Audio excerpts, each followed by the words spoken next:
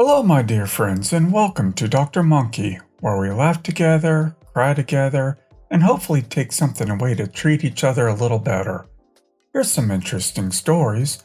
What about a potential stowaway on board a yacht OP doesn't even own? Please subscribe if you haven't, and I hope you'll enjoy it. Context: I'm 26 and going through a very messy divorce. Been going on for nearly 6 weeks now. Only found out I was keeping my house 2 weeks ago, and managed to get my cats out of foster care and bring them home. Everything I have is going into keeping the house running as smoothly as possible, as I am mentally disabled and still have to rely on the benefits system. Whenever I can't buy physical gifts, I've always done baking hampers for my friends and family. Usually start at the beginning of December and get huge amounts of hampers made.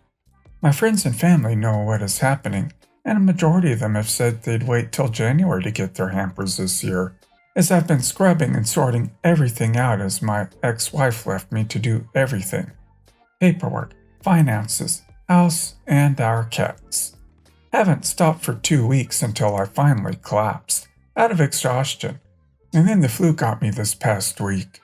I've informed everyone I can what's happening, and everyone just wants me to get back on my feet again and get better. Everyone but my mother. Like I said, it usually takes me a month to prepare the hampers that include homemade everything. Christmas cake, gingerbread, cheesecakes, brownies, and tarts as a minimum for every hamper. I usually make around 10 to 15 hampers, so you can imagine how much work and time it takes. It's only in this last week I've sorted the kitchen out so I could start preparing, and then the flu has struck me down.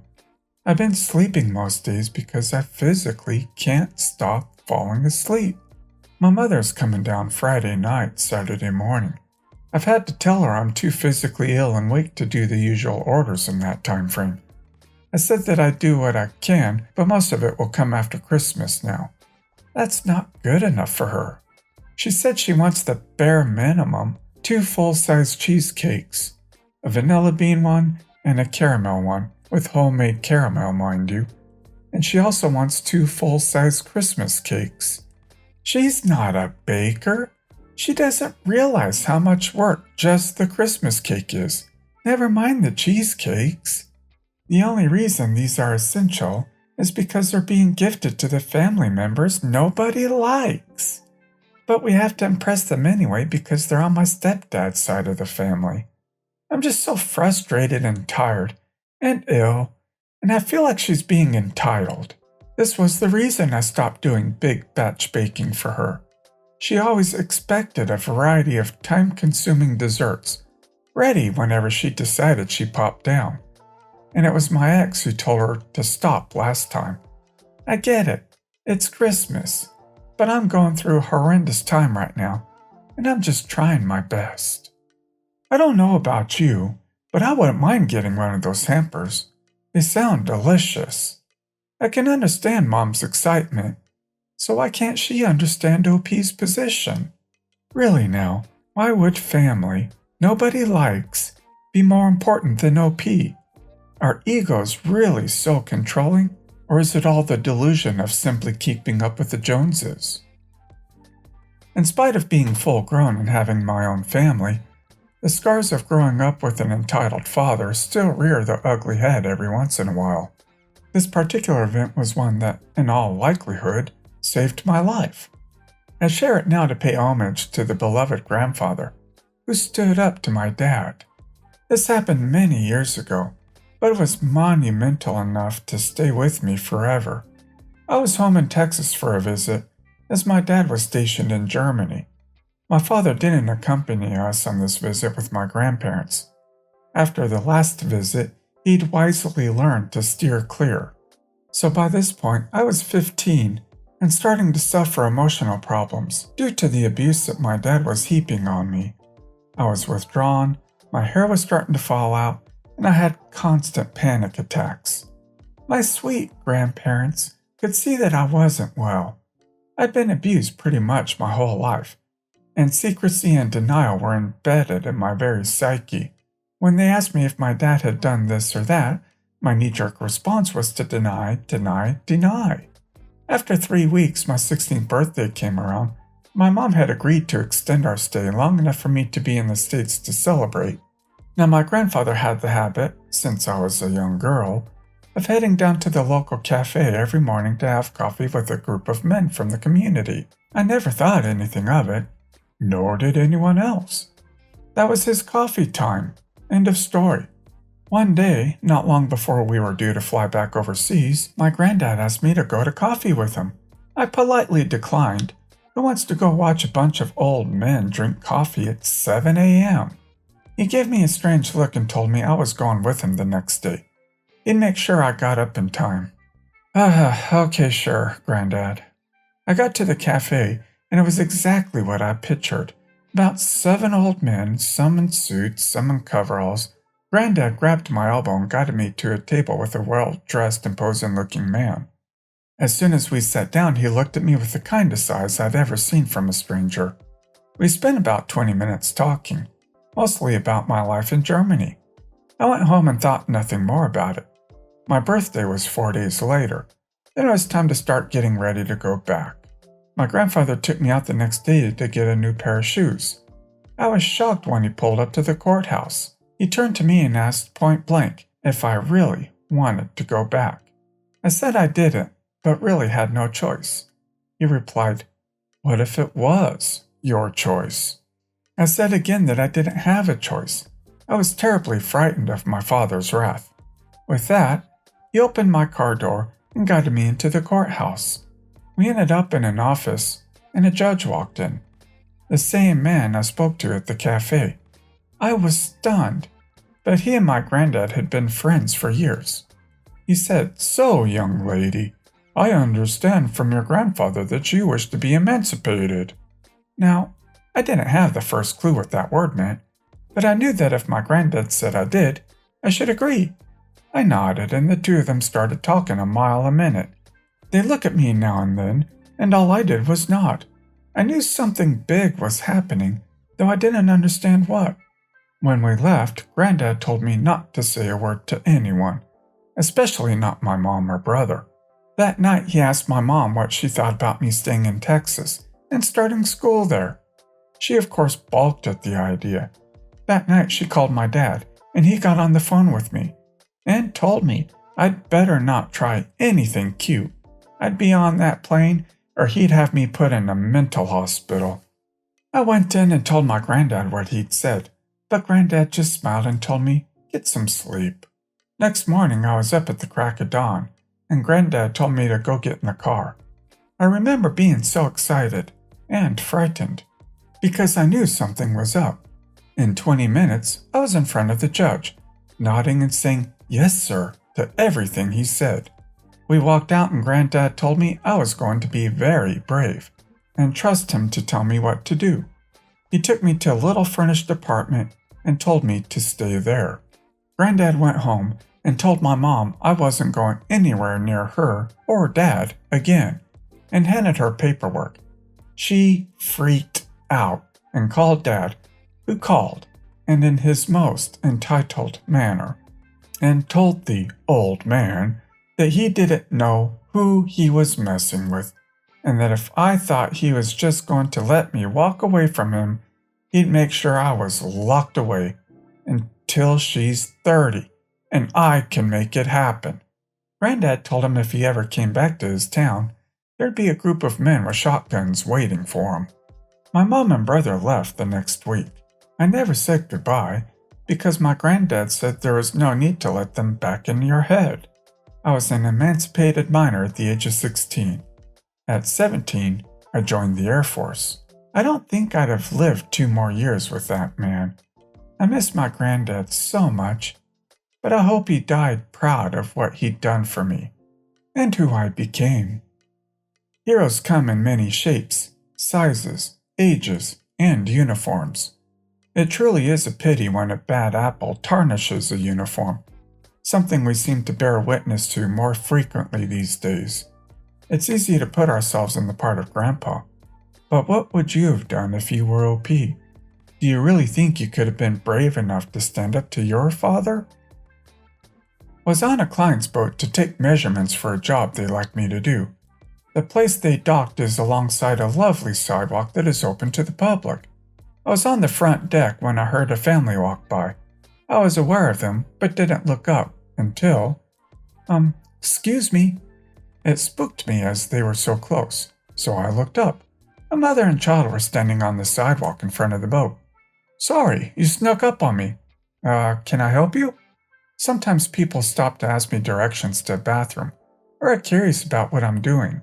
Some randomly striking up a conversation isn't uncommon, and I'm happy to help, make a bit of conversation. Hey, can you watch my kid for a minute? No explanation, no greeting, nothing. I was stunned into silence while my brain tried to process. The mother took this time to interject before I could reply. It's okay. She can just hang out on your boat with you. She what? Her child looked to be kindergarten age, maybe even younger. Before she could start walking toward the pier, I finally gained enough brain power to speak. Sorry, no. This isn't even my boat. Oh, well, whose boat is it? Like it's relevant. This is my client's boat. Can she come on? Ma'am, I'm working, I said, raising my voice a bit, holding up a bunch of measuring tools. It's just for a minute, she urged. I was appalled. Sorry, no, can do. I was about to say more, but she interrupted before I could continue. Well, you can't get off the boat and watch her here then. I gave her another stunned look. I am working, I said a bit slower. And I'm sure my boss wouldn't appreciate me watching strange kids while I'm on the clock. Again, I was about to say more, but her child was whining and pulling violently on her mother's hand. Fine, she snapped suddenly, dragging her child away up the steps. Not gonna lie, it was really odd and unnerving, and my heart was beating really fast. I'm legitimately shocked. Boats, docks, are not safe places for children, especially without a life jacket. And a strange child? Not knowing if they can swim, or their water history, what about their behavior, or if they'll even follow safety instructions or directions? Why would you give your child to a complete stranger working in a place not safe or suitable for a kid while they're working? I am a stranger. I should ask the owner of the boat if they can reverse their boat into the space next time so I don't have to face the general public while working anymore. P.S. I'm self-employed. However, it's 100% true that my boss wouldn't appreciate me watching strange kids while I'm on the clock. Obviously, OP did the right thing by refusing. I just have to wonder what Karen's intentions really were. All I can think of if OP had agreed would be some lawsuit for some type of child abuse. Karens are working girls as well. What do you think? Okay, backstory. I hate my dad, his parents, and my stepmother. I've posted about his parents and my stepmother, but not my dad himself. When I was a child, my brother, autistic like me, would regularly throw garbage at me, hit me, bite me, and punch me. My dad gave him no punishment, even when he watched and continued to enable his behavior until I started fighting back. My brother has attempted to drown and suffocate me, and my father did nothing at all. He married my stepmother and had my half-brother later on. Well, after this had stopped, due to me getting stronger than my younger brother and fighting back, all the time my grandparents had attempted to convert me and my brother to Christianity. To this day, my brother is agnostic, and I'm a pagan. Yes, you are welcome to ask me stuff about my religion. They started getting verbally abusive, my stepmother joining in. My dad enabled his behavior and denied it happened, even when he witnessed it. My father and stepmother had forced me and my brother to come along with them on holiday to Greece. I was 13 and my brother was 11, or 12. They took my one-ish-year-old half-brother too. Cast. ED. Pile of garbage. Me. Mouse eater. B. Male sibling. EM. Entitled stepmother. HB. Half-brother. ED and EM's kid. KS. Kind stranger. M. My and B's mother. No relation to HB. Story. Me, B, ED, EM, and HB were walking to a restaurant to get breakfast. B, EM, and HB were in front of me and ED. ED tried to talk to me. EM had already yelled at me about my pajamas. I didn't process her asking me to put them somewhere the first few times she said it. Fellow autistics will know what I mean. That day, which I brought up with ED. Me. Tired of his talking about how nice EM is. She yelled at me over pajamas and wouldn't stop until I cried. ED. She was just blowing off steam. It's fine. Me. Snapping from the stress of the holiday, plus a few other factors I prefer not to mention. So, you're saying it's fine for your precious wife to blow off steam on me, a young teenager, but I'm not allowed to call her out on it? You won't stop spoiling her. Same with my grandparents.